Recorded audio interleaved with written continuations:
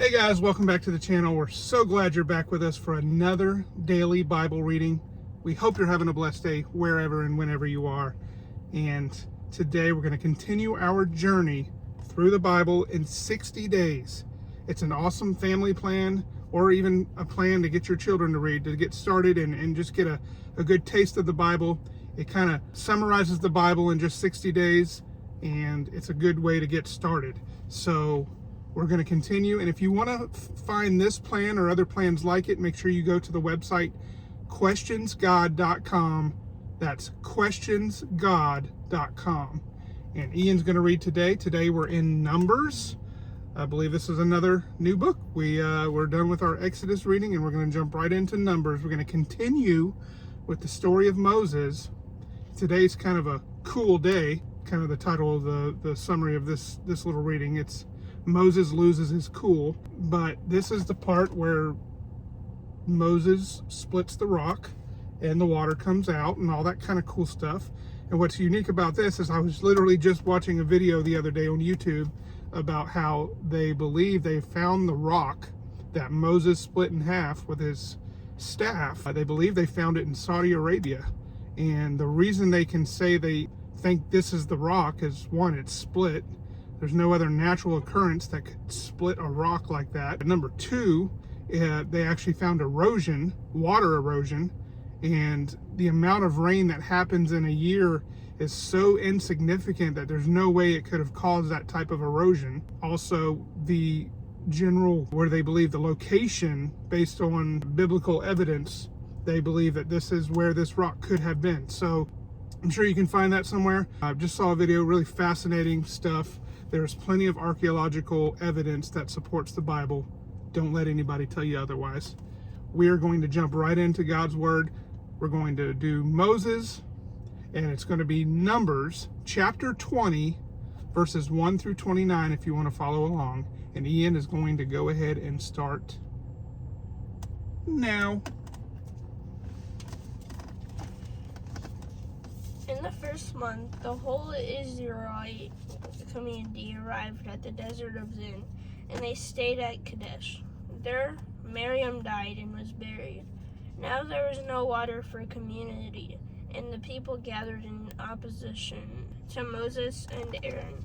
They quarreled with Moses and said, "If only we had died when our brothers fell dead before the Lord. Why did you bring the Lord's community into this wilderness that we and our livestock should die here? Why did you bring us up out of Egypt to this terrible place? It has no grain or figs, grapevines or pomegranates, and there's no water to drink." Moses and Aaron went from the assembly to the entrance to the tent of meeting and fell face down, and the glory of the Lord appeared to them. The Lord said to Moses, "Take the staff, and you and your brother Aaron gather the assembly together. Speak to that rock before their eyes, and it will pour out its water. You will bring water out of the rock for the community, so they and their livestock couldn't drink."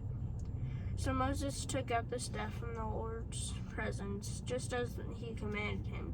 He and Aaron gathered the assembly together in front of the rock, and Moses said to them, "Listen, you rebels. Must we bring you water out of this rock?" Then Moses raised his arm and struck the rock twice with his staff. Water gushed out, and the community and their livestock drank.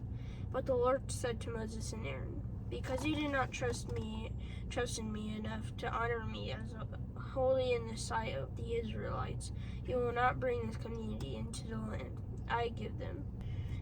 These were the waters of Meribah, where the Israelites quarreled with the Lord, and where he was proved holy among them. Moses sent messengers from Kadesh to the king of Edom, saying, "This is what your brother Israel says. You know what about all the hardships that have come on us. Our ancestors went down into Egypt, and we lived there many years. The Egyptians mistreated us and our ancestors. But when we cried out to the Lord, he heard our cry and sent an angel and brought us out of Egypt. Now we are here at Kadesh, a town on the edge of your territory. Please let us pass through your country. We will not go through any field or vineyard, or drink water from any well. We will travel along the king's highway and not turn to the right or to the left until we have passed by your territory. But Edom answered, You may not pass through here. If you try, we will march out and attack you with the sword. The Israelites replied, We will go along the main road, and if we or our livestock drink any of your water, we will pay for it. We only want to pass through on foot, nothing else. Again they answered, You may not pass through. Then Edom came out against them with a large and powerful army. Since Edom refused to let them go through their territory, Israel turned away from them. The death of Aaron. The whole Israelites community set out from Kadesh and came to Mount Hor. At Mount Hor, near the border of Edom, the Lord said to Moses and Aaron, Aaron will be gathered to his people. He will not enter the land I give the Israelites, because both of you rebelled against my command at the waters of Meribah. And get Aaron and his son Eleazar, and then take him up to Mount Hor. Remove Aaron's garments and put them on his son Eleazar. For Aaron will be gathered to his people. He will die there. Moses did as the Lord commanded. They went up Mount Hor in the sight of the whole community. Moses removed Aaron's garments and put them on his son Eleazar. And Aaron died there on the top of the mountain. Then Moses and Eleazar came down from the mountain, and when the whole community learned that Aaron had died, all the Israelites mourned for him 30 days. Awesome reading today. Thank y'all so much for joining.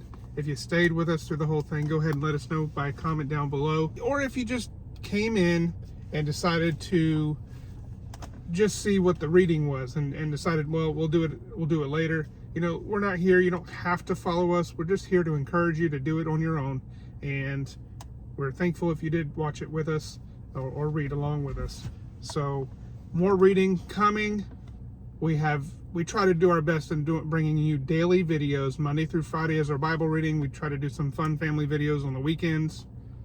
And we'll see you on the next adventure. God bless.